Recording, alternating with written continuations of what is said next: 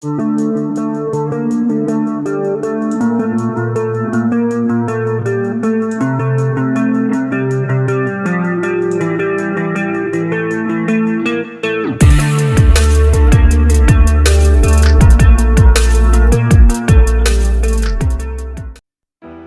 confesso, sou escravo do pecado. Graça e paz da parte do nosso Senhor e Salvador Jesus Cristo. Essa, queridos, é a confissão que nós deveríamos fazer para começar o nosso processo de libertação espiritual.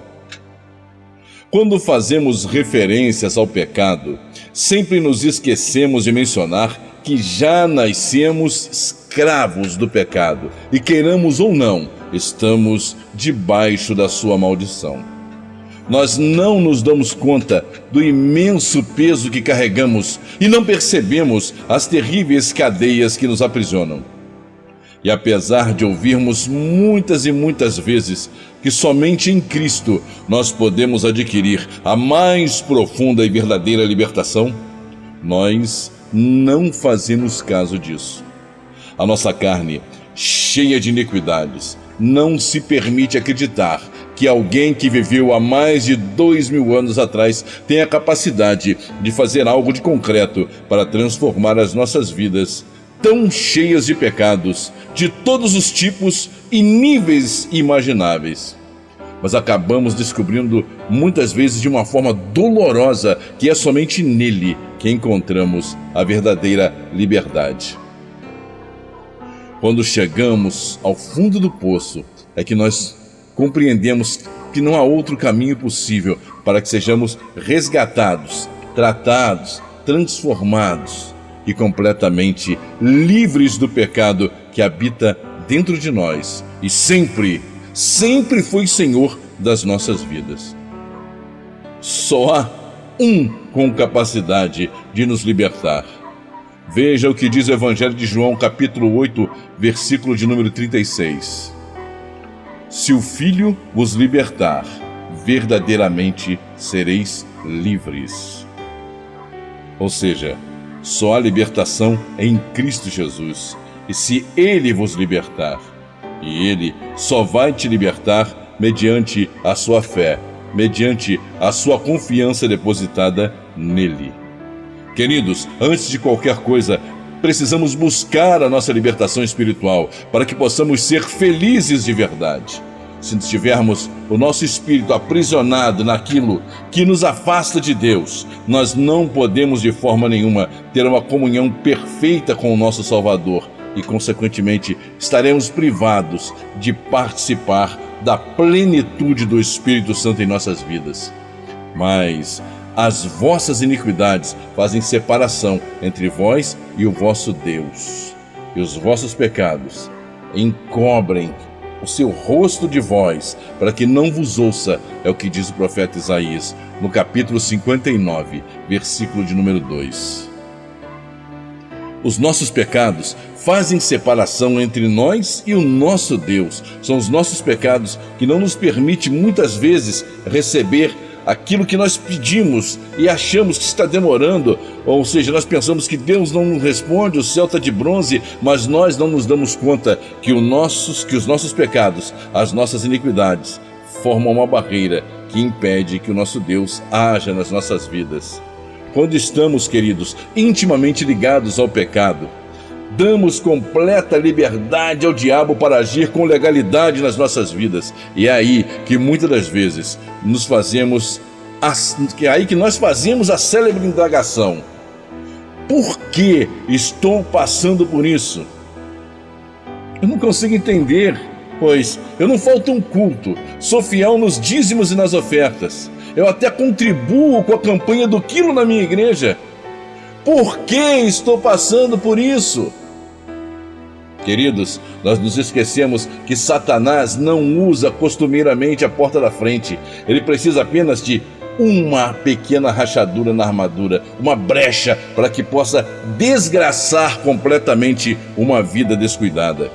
Ele precisa somente de uma pequena brecha para que possa acabar com uma vida que não tem cuidado espiritual, uma vida que não busca a presença do Senhor, uma vida que está vivendo relaxadamente.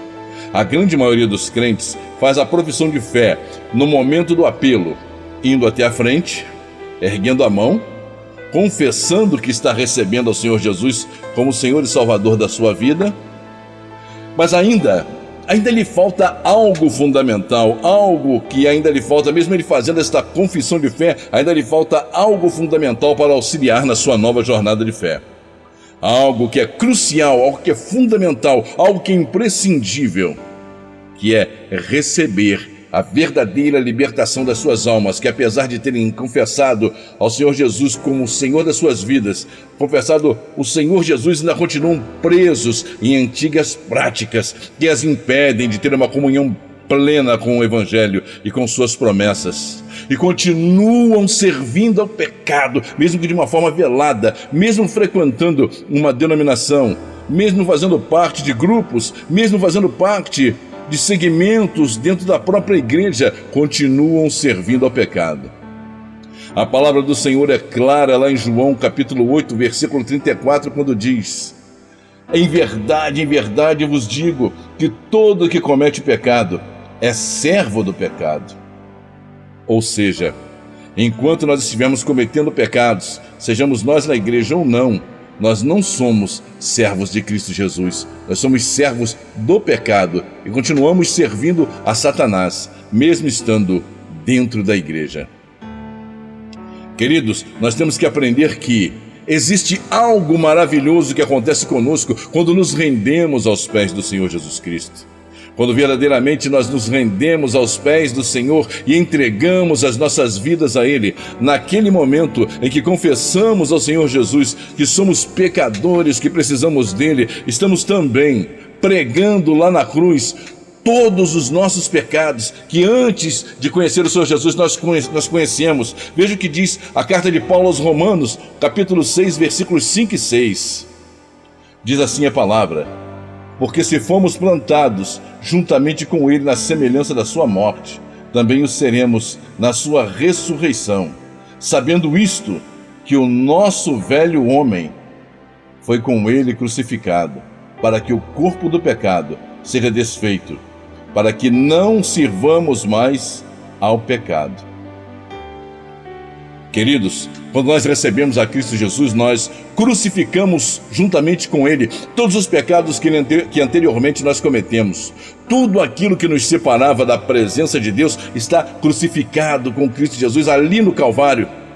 Não é do interesse de Satanás que você descubra essa verdade. Ele não quer que você descubra essa verdade para que possa mantê-lo preso, cativo, aprisionado. Ele quer manter você nesse cativeiro pelo medo, pela ignorância, pela falta de informação.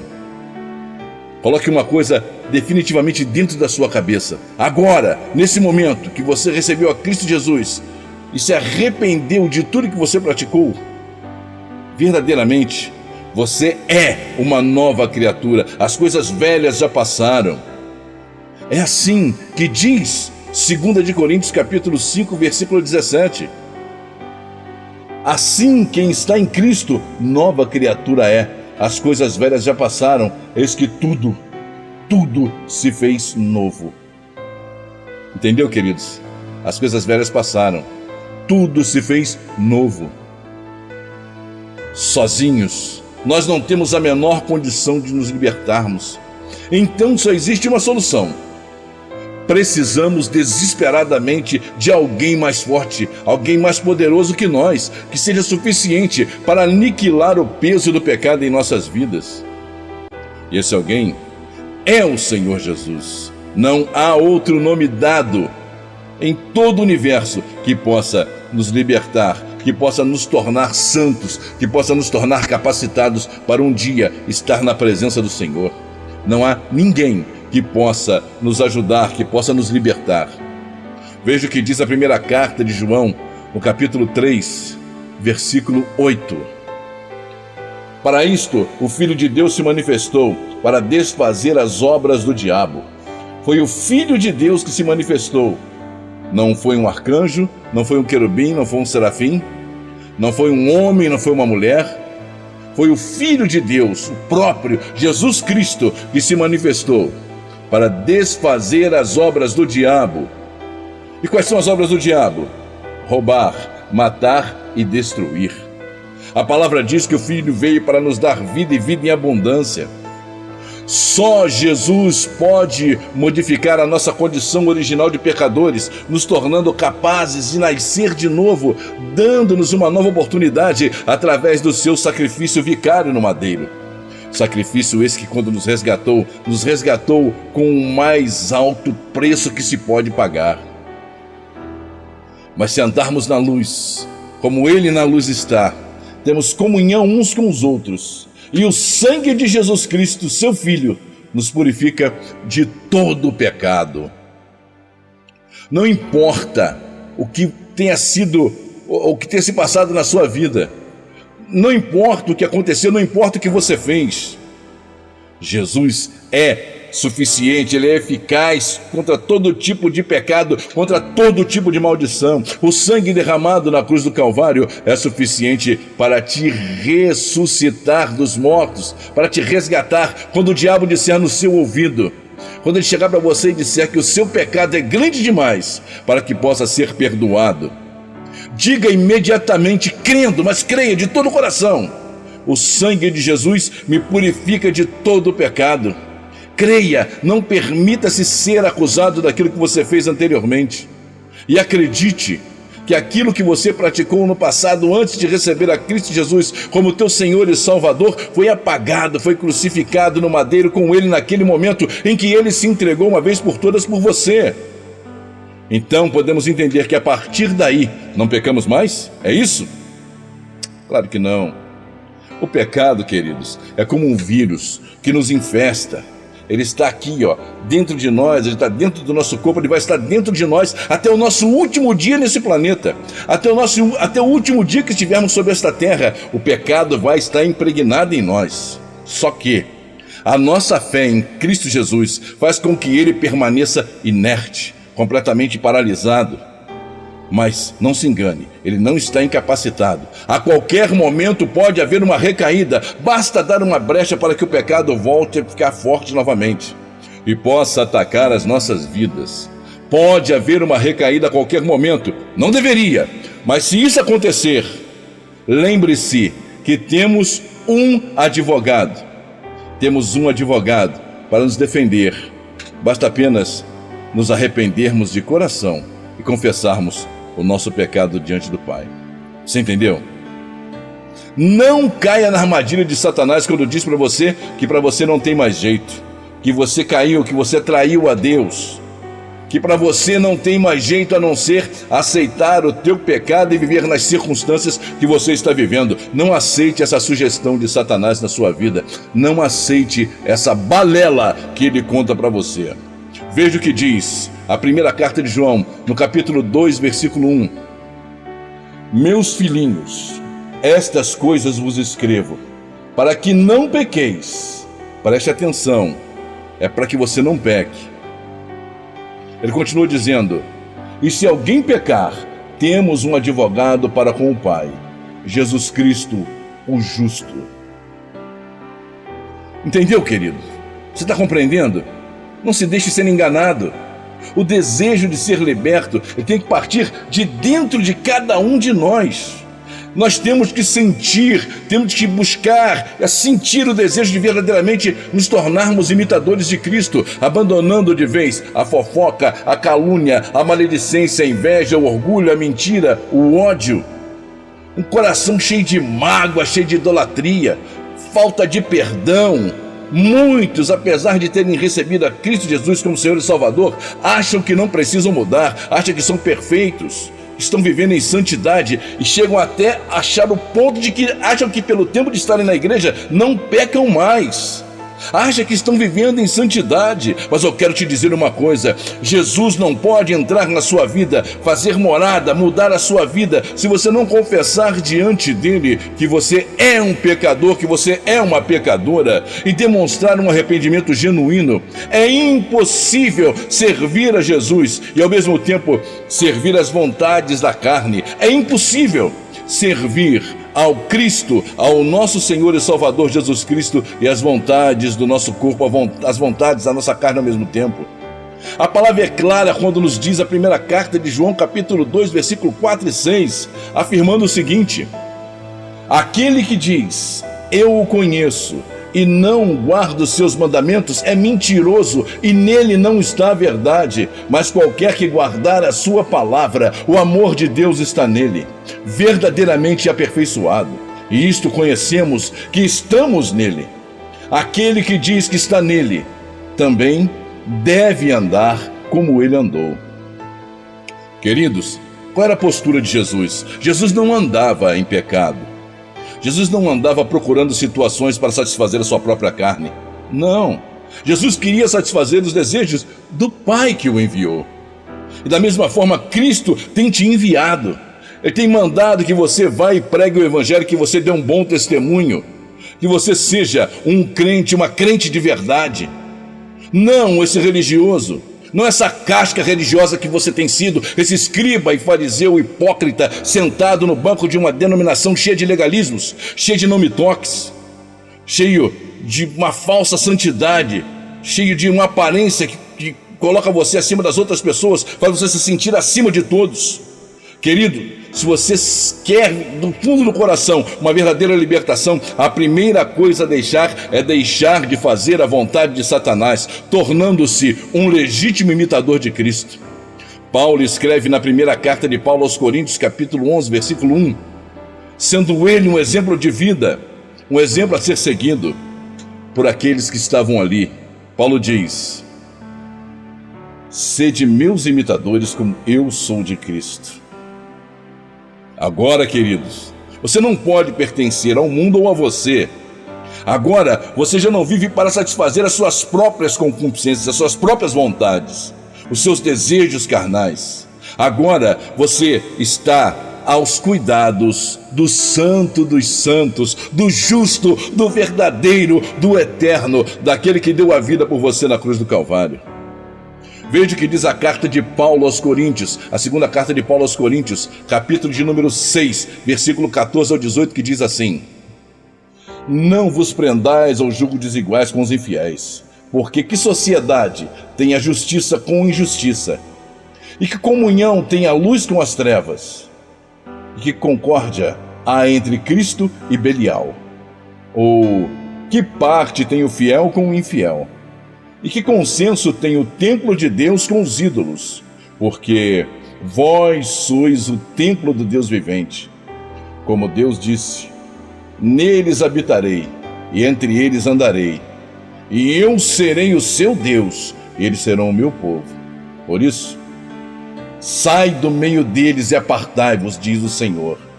E não toqueis nada imundo, e eu vos receberei, e eu serei para vós pai, e vós sereis para mim filhos e filhas, diz o Senhor Todo-Poderoso. Amados, o Senhor Jesus nos chama para vivermos em santidade. Mas afinal, o que é viver em santidade? Será que santidade é viver sob dogmas, doutrinas criadas pelo homem? Ou ficar com aquela cara de antipático olhando para todo mundo de cara amarrada?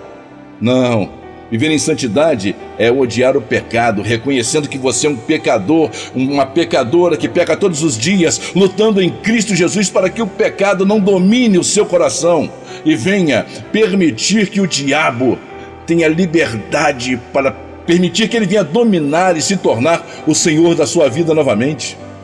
O Senhor e dono da sua vida, que foi liberto por Cristo Jesus, não permita que Satanás entre pela brecha te envolvendo com aquilo que é o pior, a pior coisa que pode haver, a morte espiritual, o esfriamento espiritual, fazendo com que você se afaste do Senhor.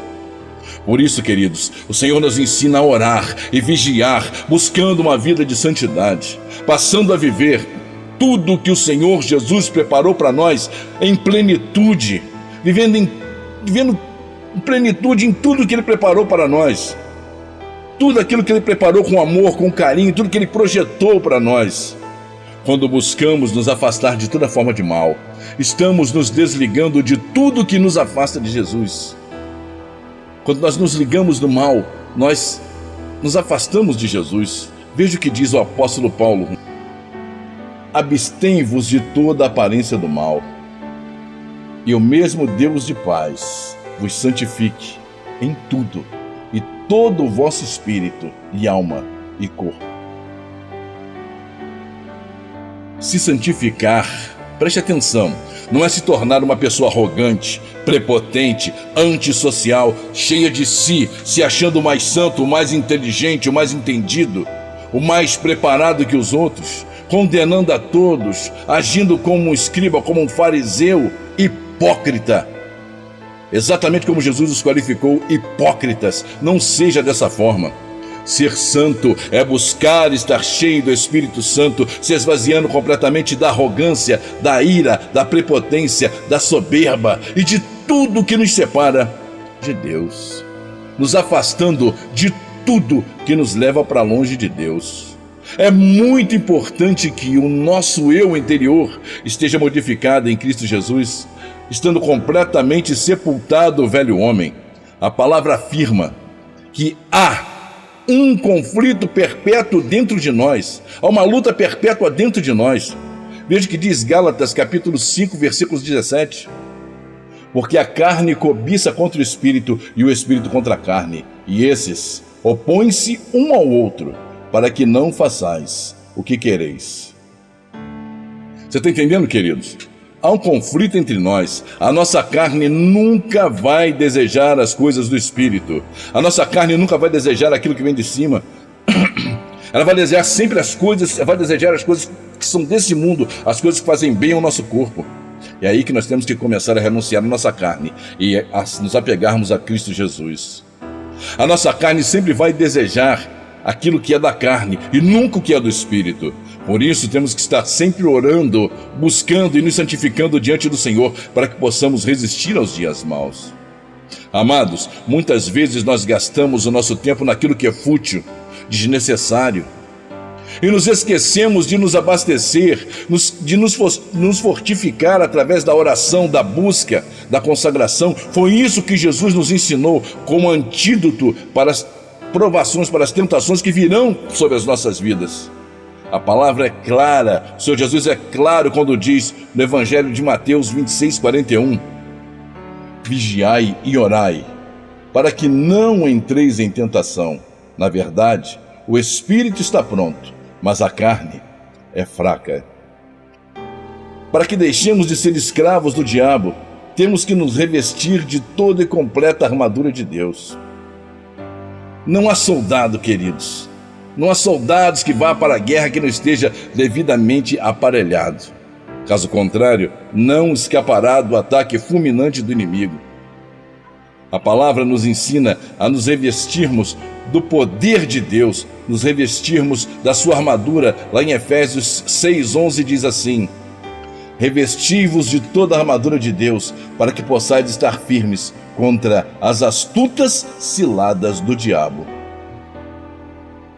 Orar e vigiar é estar sempre com a mente voltada para as coisas de Deus, para as coisas que são de cima, em casa, no trabalho, enfim. Ter um coração sincero e um profundo desejo de servir e estar ligado ao Pai. Se orarmos e vigiarmos, Satanás não vai encontrar brechas nas nossas vidas. Ele não encontrará oportunidade para nos destruir. A primeira carta de Pedro, nós também encontramos a máxima que diz: sede sóbrios, vigiai, pois o diabo, vosso adversário, anda ao derredor, bramando como leão, buscando a quem possa tragar. Ele está esperando somente uma oportunidade, uma única oportunidade para nos destruir. Muitas das vezes nós brincamos de ser crentes, nós nos esquecemos muitas vezes o que somos e contra quem estamos lutando. Deixamos de ser crentes 24 horas por dia, passamos algumas horas, alguns momentos ligados com Deus. Há momentos que nós nos desligamos de Deus e é nesse momento que o diabo nos ataca. O diabo, queridos, ele nunca deixa de ser diabo. O diabo, ele é full time, ele é demônio full time, ele é demônio 24 horas por dia, é demônio o dia inteiro, a noite inteira. E nós brincamos, nós nos afastamos, nós nos distraímos e permitimos que as brechas se abram. E é nesse momento que ele nos ataque, permitindo que ele entre nas nossas vidas. Mas algo tremendo acontece quando nós começamos a orar e nos fortalecemos no Senhor. Quando oramos e nos consagramos, nós nos fortalecemos e passamos a resistir aos ataques do diabo. Resistir ao diabo não é usar a força do nosso braço, não é isso. Mas resistir ao diabo e aos ataques do maligno é estar escondidos no Senhor Jesus, é estar revestido de poder que vem do Senhor Jesus. Na carta de Tiago, capítulo 4, versículo 7, nós encontramos a fórmula para que nós possamos estar firmes diante do Senhor. Sujeitai-vos, pois, a Deus, resisti ao diabo e ele fugirá de vós. Primeiro, nós temos que estar sujeitos à vontade de Deus. Mas como é que se sujeita à vontade de Deus? Orando, buscando, gastando nosso tempo naquilo que é pão, naquilo que alimenta, naquilo que traz forças para o nosso espírito. E essa força vem através da oração, da busca. Ao invés de gastarmos nosso tempo em futilidades, gastemos o tempo que nós temos em louvor, em adoração, em busca, em súplicas ao Senhor dos céus e da terra. Sujeitai-vos, pois, a Deus, resisti ao diabo e ele fugirá de vós.